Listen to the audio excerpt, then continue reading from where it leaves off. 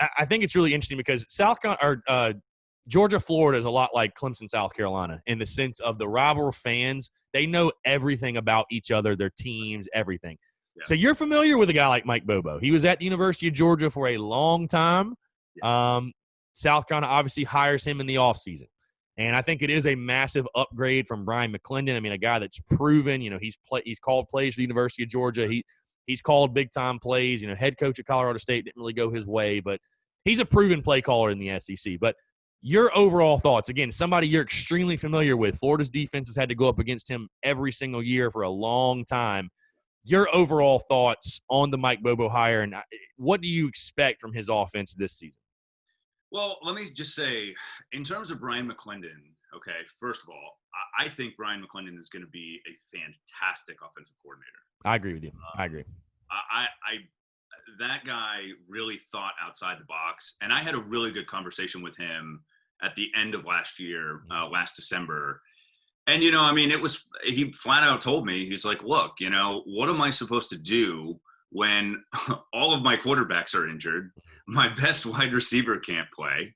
You're shuffling, rotating guys on the offensive line because they had so many injuries. Yeah, I do want to make the point. I agree with you. I think fans are actually too harsh on Brian McClendon. I say he's a major upgrade. I think he's a major upgrade either way, just from the experience aspect. But I do agree with you. Yeah. And I'll say I'm probably in the minority here, and I don't think this is a very popular opinion. I know why they did it. I know it was to save face. Muschamp had to make the move. I, for one, wouldn't have been that upset if they brought McClendon back. I'm like you. I think he's a great young offensive mind. Yeah. And, I know Oregon, unfortunately, is not going to play this year, at least this fall, but I think he's going to have massive success. He's a great recruiter. I think he'll have massive success. So I didn't mean to interrupt, but I agree with you. I agree with you 100%, honestly. No, not at all. Look, there were a lot of guys that, wanted him gone, and, right. and yeah. And rightfully so. Look, Mm-hmm. You make the kind of money that these guys make, Mm-hmm. and you got to find a way to get it done. Mm-hmm. Point blank, if you're making $1 million a year to coach the offense, which Mike Bobo is, you better find a way to go from 11th in the SEC in points per game last year to, let's call it, 6th or 7th. Yeah. I think that's fine if you're making $1 million a year to coach the offense. I thought the hiring of Mike Bobo was a slam dunk. I really do. I think, and for a lot of reasons. Number one, Muschamp and Bobo go way back to their college days. They have a great mutual respect for one another. I think that Muschamp will let Mike Bobo do what he wants to do. I guess my concern, and I asked Mike Bobo this last year when he was hired, or earlier this year, when he was hired, I asked him the question: can a traditional offense still win in college football? That is my main concern. Yeah. Now, you can make the argument that look at Alabama, but again, they've also made some major upgrades in their offense too. Look at what Tua was able to do. Well, you're also the key in that, what you just said, is you're not playing with Alabama's talent. That's the problem. Right. And I think that's the concern you heard from fans. And I think it's very justified when he was hired. It's like, you cannot run Georgia's offense with South Carolina's players. Todd Gurley's not in the backfield for South Carolina. All due respect to the guys on that team, but there's not a Todd Gurley. There's not a Nick Chubb. There's not a Sony Michel. And that guy could have very well been Marshawn Lloyd. No, trust me. Thanks for reminding me. No, you're exactly right. It could have been, Marshawn Lloyd could have been a guy that, gets the ball, 20 to 25 times a game. Yeah. We don't know. But what I do know is that Fenwick is not Gurley, right? I don't think he is. I don't know. He's young, but I don't know. I don't think so. So, I think it's going to be a positive thing because, he was able to bring in his quarterback, Colin Hill. I think, to be honest with you,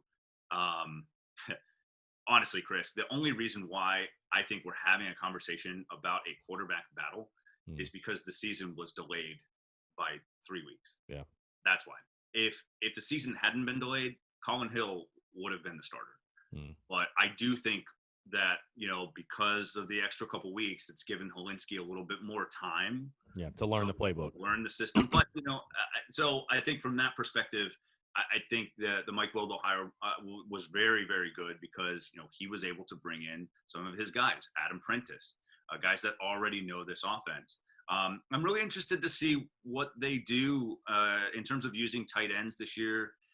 That's something obviously that we saw a lot, when he was at Georgia. The run game was strong, thrown to the tight ends a lot. And I think that actually could be very positive given the fact that apparently the freshman quarterback on Carolina is the fastest person on the team, which, by the way, I take issue to. Because, what?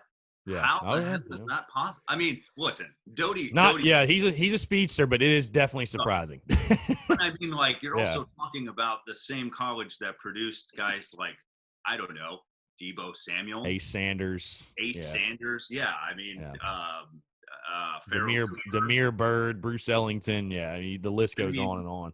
So it's that was a little surprising to me. Now, his high school tape is really cool. I mean, you turn on, I think sophomore year he played receiver. And I mean, he's a stud, man. But again, you also have guys who have been, on this roster for a long time, like Shi Smith. When the news comes out about